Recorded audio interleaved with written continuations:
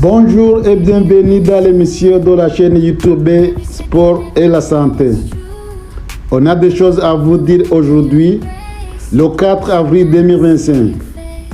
Commençons tout d'abord par vous présenter notre sujet d'émission.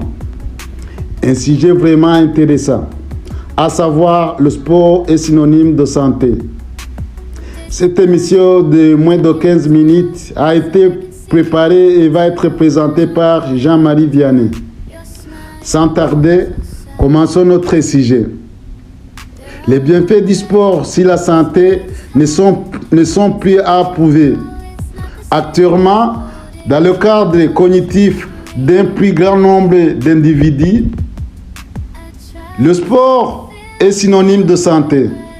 Cette idée est renforcée par les messages des autorités sanitaires comme OMS et le ministère de Santé des différents gouvernements qui nous recommandent de prévenir l'excès du poids et des maladies en pratiquant régulièrement les activités physiques et sportives. Toutefois, en plus de chercher des effets bénéfiques sur la santé, la pratique du sport peut avoir de nombreux autres objectifs, tels que la lutte contre le stress, le contact avec la nature, le développement des soins, l'enrichissement de la vie sociale, ainsi de suite. En tout cas, la pratique du sportif fait partie d'une volonté d'amélioration de la santé physique et mentale. Cependant, afin d'atteindre cet objectif de manière durable et sans toutefois compromettre ou mettre en danger sa santé, il est primordial de sélectionner une activité qui correspond à ses compétences. Une activité qui correspond à ses attentes et son mode de vie. Alors, bien choisir un sport pour soi, même ou pour ses enfants, exige de prendre en compte ses goûts et ses objectifs, mais aussi son âge, ses aptitudes et ses antécédents en termes de la santé. Ici, en termes de la santé, qu'est-ce qu'on entend? En fait, les antécédents médicaux jouaient un rôle fondamental dans l'évolution de la santé. Bien sûr, ils jouent un rôle fondamental dans l'évolution de la santé d'un patient. Ils permettent aux médecins de comprendre le contexte médical global de la personne en question, ce qui peut orienter le diagnostic et influencer la décision thérapeutique. Vous pouvez croire que le choix des sports à pratiquer peut paraître très facile.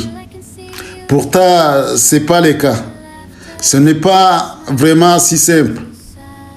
Ce n'est pas seulement le sport dont j'ai envie. Avant de choisir un minimum de réflexion permet souvent d'éviter des convenus et des solutions. Il faut d'abord se poser des questions suivantes. Quels sont mes objectifs et mes motivations? Quelles sont les contraintes liées à mon mode de vie? Ici, le travail, la famille, et ainsi de suite. Et quels sont les investissements en termes de temps et d'argent suis-je prêt à faire? Pour quel sport suis-je naturellement doué?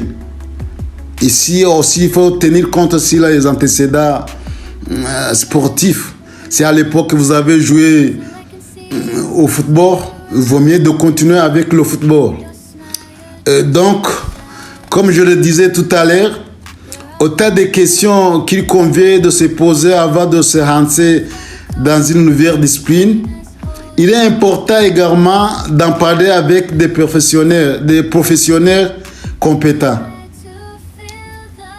Disons par exemple les sportifs, les entraîneurs et surtout le médecin du sport.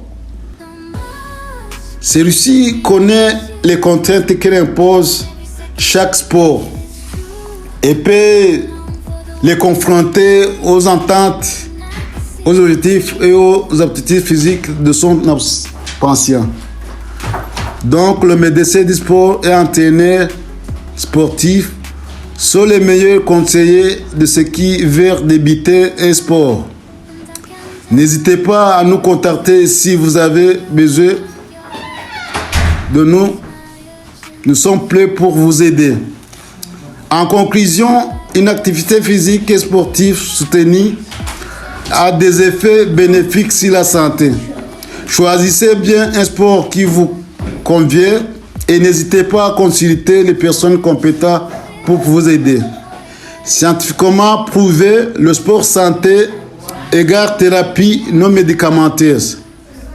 C'est ici que s'achève notre émission. Au revoir, à la prochaine.